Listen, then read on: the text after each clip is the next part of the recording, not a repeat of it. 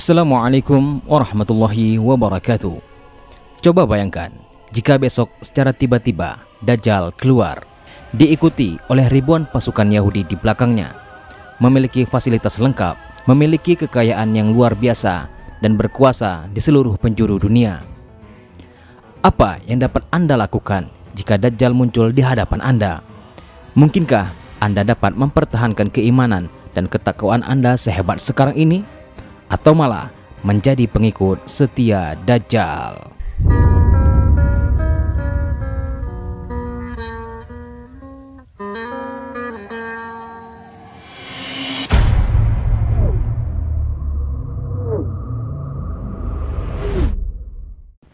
Jika Dajjal keluar hari ini, itu akan menjadi salah satu tanda besar kiamat yang menandakan semakin dekatnya akhir zaman.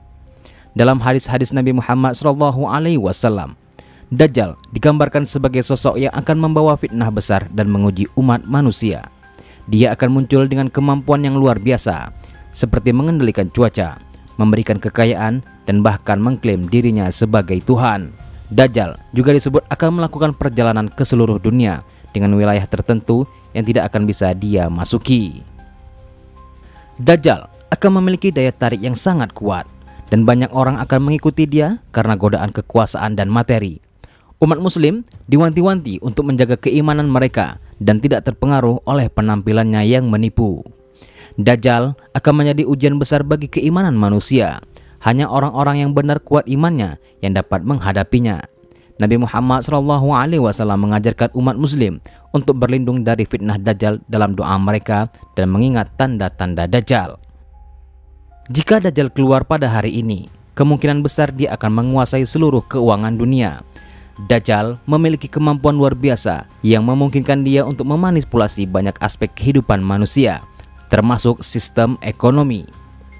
Dajjal digambarkan sebagai tokoh yang mampu mengendalikan sumber daya alam, menciptakan kelimpahan atau kelangkaan, serta mengubah situasi ekonomi dengan cara yang sangat luar biasa.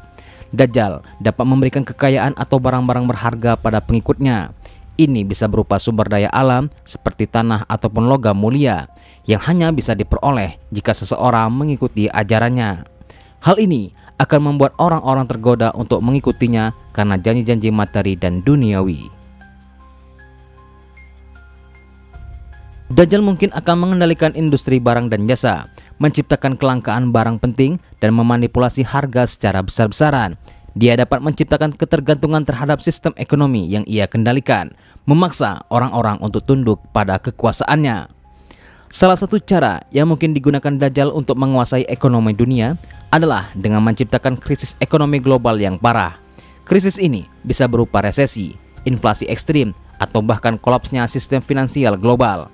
Dalam situasi seperti ini, banyak orang akan terdesak dan putus asa, dan mereka akan mencari solusi cepat. Dajjal akan muncul dengan tawaran-tawaran yang tampaknya menyelesaikan masalah tersebut, tetapi sebenarnya ia akan menjerat banyak orang dalam sistem yang menguntungkannya. Dajjal mungkin juga akan mengendalikan teknologi finansial atau sistem pembayaran global, menciptakan mata uang digital atau bentuk transaksi lainnya yang membuat orang menjadi tergantung sepenuhnya pada sistem yang ia kelola. Dia mungkin juga dapat membuat barang-barang berharga atau makanan dari sumber daya yang sangat terbatas yang bisa digunakan untuk menarik pengikutnya dengan janji kehidupan yang lebih baik dan makmur. Masyarakat dunia akan semakin bergantung pada Dajjal untuk mendapatkan sumber daya dan kebutuhan dasar mereka. Orang-orang yang terjerat dalam sistem ekonomi yang diciptakan oleh Dajjal akan merasa bahwa mereka tidak dapat bertahan hidup tanpa bantuan atau perlindungannya. Ini akan menciptakan ketergantungan total pada Dajjal dan memperkuat kekuasaannya. Karena Dajjal mengendalikan hampir seluruh aspek ekonomi, banyak individu atau negara akan kehilangan kemandirian ekonomi mereka. Mereka yang mencoba untuk berdiri sendiri atau melawan Dajjal bisa dikenakan sanksi berat atau bahkan dipaksa untuk tunduk pada kekuasaan Dajjal. Dajjal akan menggunakan janji-janji palsu untuk menipu umat manusia, terutama dengan tawaran kekayaan dan kemakmuran duniawi. Banyak orang akan terperdaya dan tergoda oleh nikmat duniawi yang ia tawarkan, tanpa menyadari bahwa itu semua adalah bagian dari tipu daya yang mengarah pada kerugian spiritual yang sangat besar. Akhirnya, mereka yang mengikuti Dajjal akan berada dalam kebinasaan. Dajjal dapat memberikan pasukan keamanan akses senjata yang canggih, kekuasaan besar, dan pengaruh politik. Dalam situasi dunia yang kacau, di mana banyak negara mengalami krisis ekonomi dan sosial, tawaran seperti ini bisa sangat menggiurkan. Pasukan yang terpengaruh akan lebih cenderung melaksanakan perintah Dajjal, mengikuti komando darinya, dan bertindak atas namanya untuk mengendalikan wilayah atau suatu negara.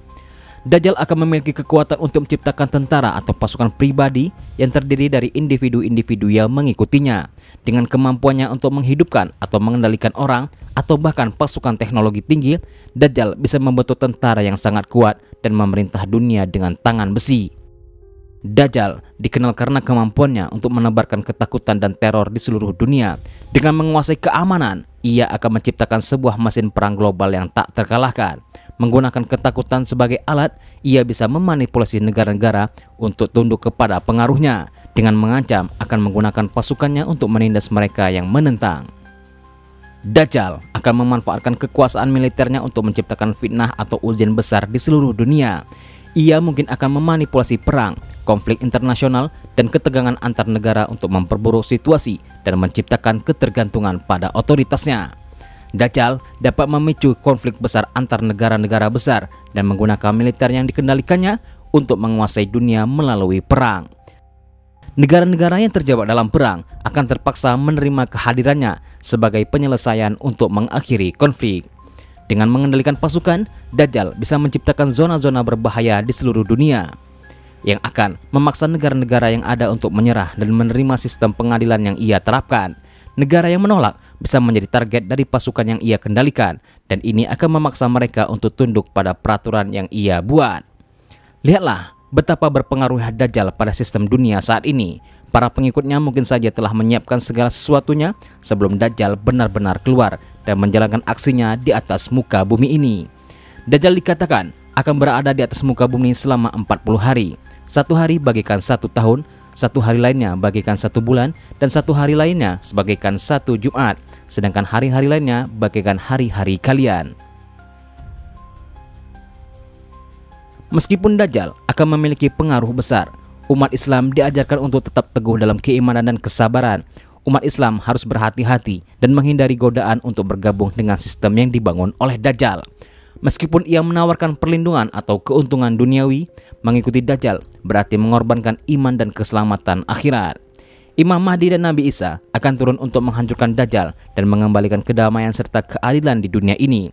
Umat Islam harus sabar menunggu kedatangan mereka sebagai bagian dari takdir Allah. Kita diajarkan oleh Rasulullah SAW untuk senantiasa berdoa kepada Allah di akhir salat kita untuk terhindar daripada fitnah Dajjal. Dan semoga Allah akan memberikan perlindungannya kepada kita dan anak cucu kita di masa depan. Sampai di sini dulu perjumpaan kita. Silakan tinggalkan tanggapan Anda di kolom komentar dan nantikan video-video kami selanjutnya. Wassalamualaikum warahmatullahi wabarakatuh.